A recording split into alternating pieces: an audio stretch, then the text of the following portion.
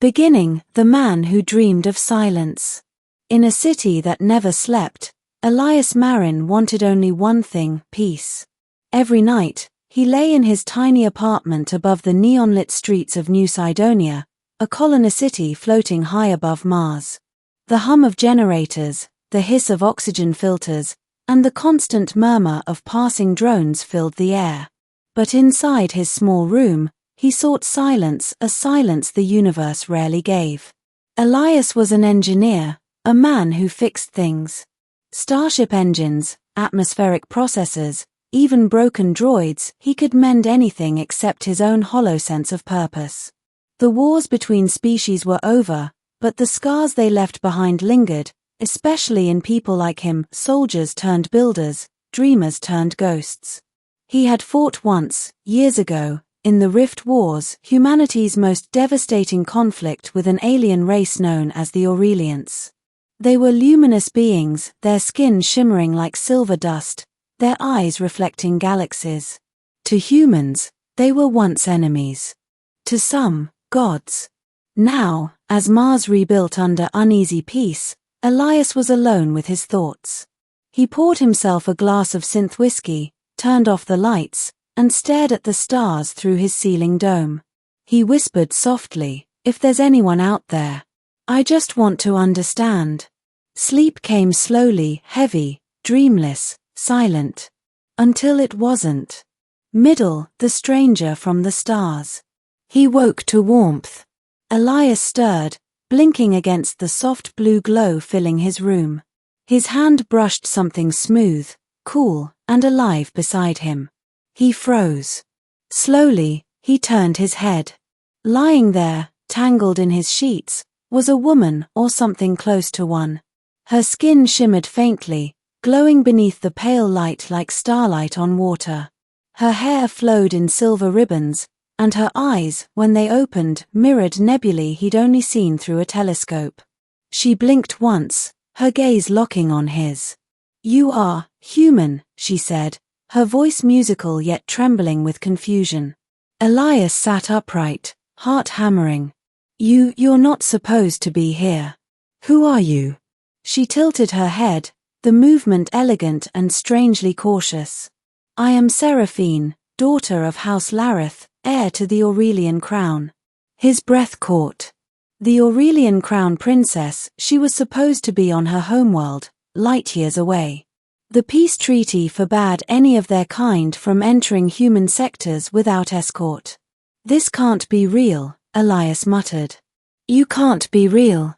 Seraphine looked around his room, her eyes scanning the small details, the flickering holoclock, the rusted oxygen mask, the faint hum of the Mars wind. "I don't know how I came here," she whispered.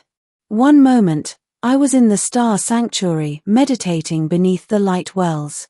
Then, a surge. Energy unlike anything I've felt. And now." She looked down, realizing she was wrapped in his blanket. Her cheeks glowed faintly pink, a surprising expression for someone made of light. "I must have crossed the veil," she murmured. "The barrier between your world and mine." Elias tried to steady his breathing. "So, what? You teleported here? Through space? Through consciousness," she corrected softly. "I was dreaming, and somehow, I touched your dream." He stared at her, at the impossible beauty before him, at the way her words made the air hum. "Why me?" he asked. She didn't answer. Instead, she reached out and placed a delicate hand on his arm. Her touch was warm, tinged with energy that seemed to pulse through his veins. "When I dreamt, I heard a voice," she whispered. "A human voice, calling into the dark. You said, you wanted to understand." Elias felt his throat tighten. I didn't mean." "I know," she said. "But the universe listens to hearts louder than words." The connection. Hours passed like seconds. Seraphine explored his tiny apartment as if it were a relic of a forgotten age. She marveled at the faint hum of electricity, the texture of metal, the way his fingers could build and fix. "Humans create," she said softly, "even after destroying." Elias found himself watching her more than he should have, the way she moved, the way her voice carried both sadness and wonder. She was unlike anything he'd ever seen, yet she smiled like someone who had known pain. When he asked about her home, her expression darkened. "Our sun is dying," she said quietly.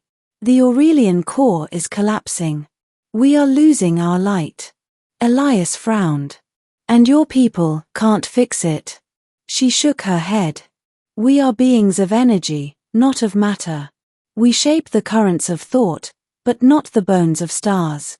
You humans, you build. That is why the universe fears you and why it may need you." He thought of the wars, the weapons, the ships that burned her people's worlds. Shame crept in.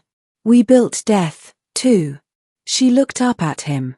"Even death can be built into hope, if the hands that build it learn mercy." Something about her words broke through his guilt. That night, as the Martian winds howled softly against the dome, they talked of humanity, of Aurelia, of what it meant to feel small in an infinite cosmos. She told him of starlight songs that could heal, of dreams shared between galaxies. He told her of loneliness, of the sound of silence in a city full of people. At one point, she shivered, her light dimming.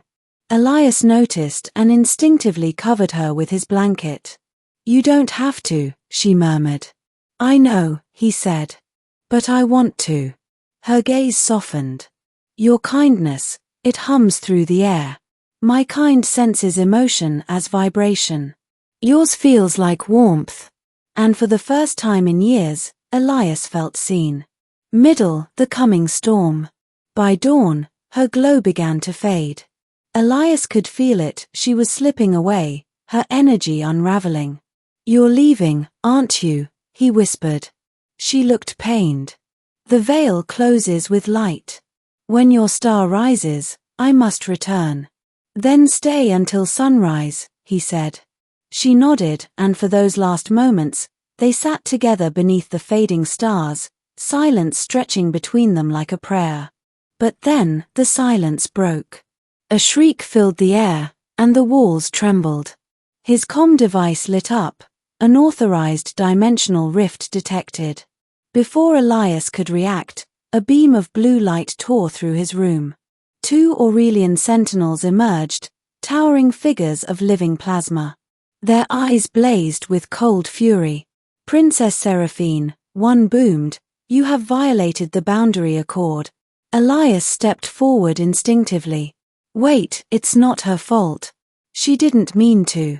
The sentinel turned to him, its voice dripping with disdain. "A human dares speak." Seraphine moved between them. "He did nothing wrong. You compromised the royal link," the other growled. "Your presence endangers both worlds." "Then take me," she said firmly. "But spare him." Before Elias could stop her, light engulfed the room. The last thing he saw was her reaching toward him, her fingers brushing his, the faint whisper of her voice echoing in his mind. "When the stars dim, think of me and I will find you again." Then she was gone. The aftermath, the voice among the stars. Days passed. Elias's apartment was sealed by the Mars Authority. Officials questioned him, but he told them nothing. How could he? Who would believe he had held an alien princess in his arms, that she had come to him through dreams? He returned to his work, but nothing felt the same. Every hum of machinery reminded him of her voice. Every flicker of light reflected her glow.